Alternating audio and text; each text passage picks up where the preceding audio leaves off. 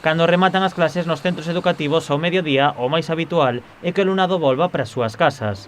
Unha situación que non é posible para 7 alumnos cambadeses matriculados no Instituto Cotarelo Valledor de Vilaxoán.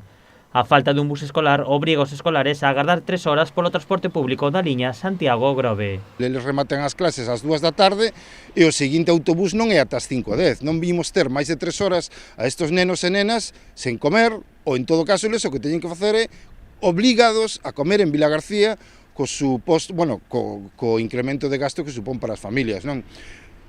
Entendemos que o que piden estas familias é absolutamente razonable, é lexítimo, é un dereito e a Xunta debería velar por darlle unha solución o antes posible. As familias piden un bus para que os escolares poidan volver a Cambados. Dende o Goberno da Vila xa presentaron un escrito á Xefatura Territorial de Educación e á Dirección Xeral de Transportes exixindo unha solución.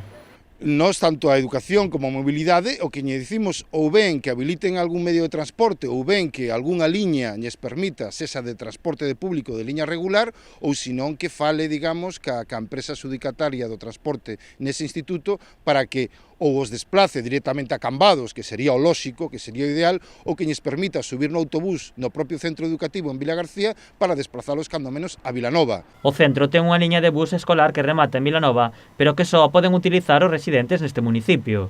As familias tamén piden, se non hai outra solución, que os escolares poidan coller ese bus e así quedar máis preto de Cambados. Eso amosa a vontade e a desesperación destas familias que xa non saben realmente, digamos, que outra solución lles poden dar, non? Eles están dispostos incluso a sacrificarse iso. Incluso me dixeron que estaban dispostos a pagar taxis, non? Pero que a ver, é increíble que para un centro educativo, para nenos que non estamos falando de ir á universidade, estamos falando de ir a un instituto, non, que non podan ter garantido un servicio de transporte de volta cara aos seus domicilios. É realmente lamentable que isto siga ocurrindo na Galicia do século XXI, do ano 2020. A iniciativa será levada tamén ao vindeiro pleno municipal.